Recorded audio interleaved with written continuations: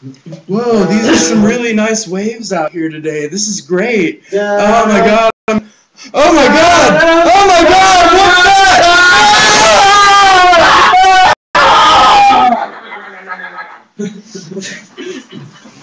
What's that? Okay. This could happen to you. Honestly, it's not very likely. But in the event that you're just out surfing someday and all of a sudden you find evil jaws clasped around your ankle, it'd be helpful for you to know what to do and what not to do. I'd like to dispel disinformation today about shark attacks and provide you with some critical information that you might need to survive someday. We all remember the movie Jaws.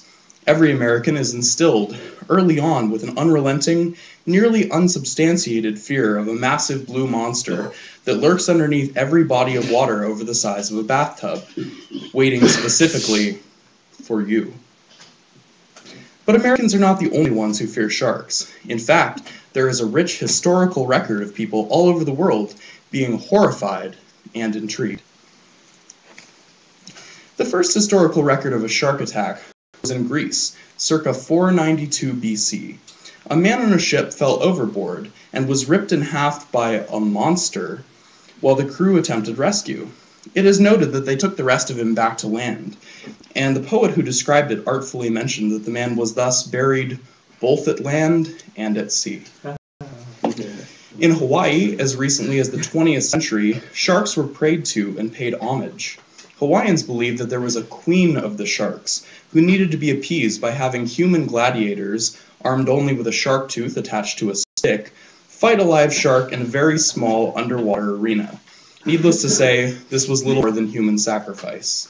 But you really need to go any further than language to give you an idea of the way we feel about sharks. The Anglo-Saxon root word is sharon, which means to cut or to tear. The French word is requin, which most likely derives from requiem. Even words like card shark, loan shark, etc. are good examples of the way that humans feel about sharks. Of course, there are much more recent examples, and ones that pertain more to Americans. Shark hysteria started in America back in 1916, when a series of 5 gruesome deaths were attributed to the same shark in New Jersey. While it is rare for a single shark to go on such a killing spree, the rumor that it was a single man-eating shark probably was due to a shark that was caught several weeks later, whose stomach contained a whole human female foot. While no women were reported being attacked, and most likely the woman had been dead beforehand anyway, the idea of bloodthirsty water demons waiting in your local creek quickly became ingrained in the American psyche.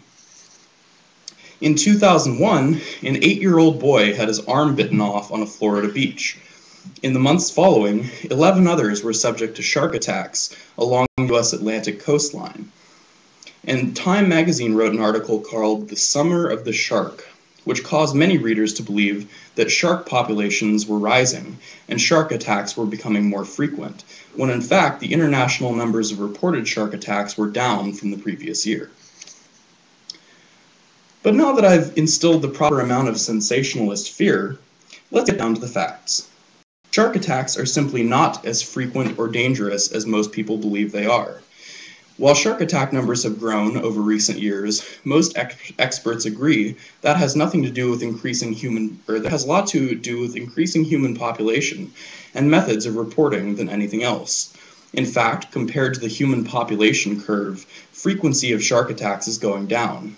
And even if numbers are on the rise, there have been less than 1,500 reported shark attacks since 1560. To give you an idea, that comes out to an average of 3.3 shark attacks per year, and most of those weren't fatal. The odds of being attacked by a shark are almost ridiculously low. From 1959 to 2008, there were 1,930 fatal lightning strikes in the United States, but only 25 fatal shark attacks. You're actually vastly more likely to be killed driving to the beach than you are once you get in the water. In 1996 alone, air fresheners were associated with 200 times the amount of injuries than those due to shark attacks. Keep that in mind the next time you go swimming with a can of Lysol. So what's with the overblown image of deadly shark attacks? The most obvious answer is media sensationalism. Much like the myth of lemmings jumping off of cliffs and committing mass suicide, the shark attack has become ingrained in our heads through a combination of fiction, media coverage, and rumor. Years after writing Jaws, the author said that he would have gone back and never written it, had he known the kind of hysteria it would create. Jaws had little to no basis in fact. So what happens during a real shark attack? First of all, the three most aggressive kinds of sharks, those that account for the most attacks, are the great white, the bull shark, and the tiger shark. Opinions on why these three species are in the top of the list are varied. In the case of tiger sharks and great whites, lack of food or human incursion into their environments may be the most likely cause. Bull sharks are perhaps more troublesome because of their tendency to dwell very close to coasts in shallow, non-salt water. There are three categories of shark attack. The first, the hit and run, is when a shark takes a single bite and runs away. Most attacks fall into this category. Research shows that this has much more to do with cases of mistaken identity than actual malice on the part of the shark. A shark may mistake a human for something it normally hunts, but upon the realization that a wet-suited leg isn't a fish, they swim away. Attacks of this type are rarely lethal or cause any serious injuries. The second type of attack is the bump and bite. A shark will circle its prey, bumping into it to test its reaction, then close in for a series of bites. Finally, we have the sneak attack, wherein a shark will swim quickly to a potential target and go into a frenzy, attacking until the target is dead. Both of these attack types are extremely dangerous and often fatal, but luckily are only seen in deep waters. Generally speaking, the numbers of reported shark attacks only cover unprovoked attacks. These are defined by the ISAF, the International Shark Attack File, the authority on the subject, as incidents where an attack on a live human by a shark occurs in its natural habitat without human provocation of the shark. Provoked attacks often occur in circumstances wherein fishermen pull a shark onto a deck, or stupid divers harass a shark. So how does one avoid a shark attack? There are some key concepts that are easy to understand. First of all, don't bleed. Everyone knows this one. Sharks have an extremely acute sense of smell underwater. Don't wear shiny objects. Gold watches and bright-colored swimsuits may confuse a shark into believing you are a fish with bright, shiny scales. Stay away from sandbars, steep drop-offs, and cliffs, or anywhere you see diving seabirds. Sharks have a tendency to linger near shallows to take advantage of creatures trapped by the tides, and these certainly can be found in areas with lots of fish to prey on. If you absolutely can't avoid the attack, there are some things you can do that will help you to survive.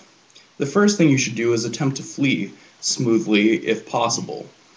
A shark interprets fearful thrashing as its prey being wounded, and this will only encourage it to go in for an easy meal. If you can't escape, attempt to get into a small space that is inaccessible to the shark, such as rocks in the bottom of an ocean. Failing that, at least get your back to something. A shark will be more maneuverable than you in the water, and it's best if you can limit its angles of attack. If you actually have to fight the shark, do not punch it on the nose. This is an incorrect rumor, and you'll most likely lose your hand in the process. Use an object in your body if possible. Shark skin tends to be very hard and rough. And aim for the eyes and the gills.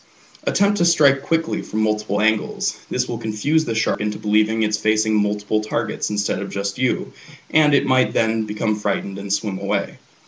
The key here is to frighten the shark into leaving, not to kill it. Killing the shark may draw others like it. When you have a way of escape, take it. Shark attacks are simply not as common as most people believe, but that makes an actual encounter with a shark no less dangerous. The easiest way to avoid unwanted attention from a big angry fish is similar to the advice that they gave us in high school. Just don't get in the water. But failing that, I hope I have provided enough information for you to feel a little safer about the plunge. Unless, of course, you're carrying air freshener. Then you're probably doomed. Thank you.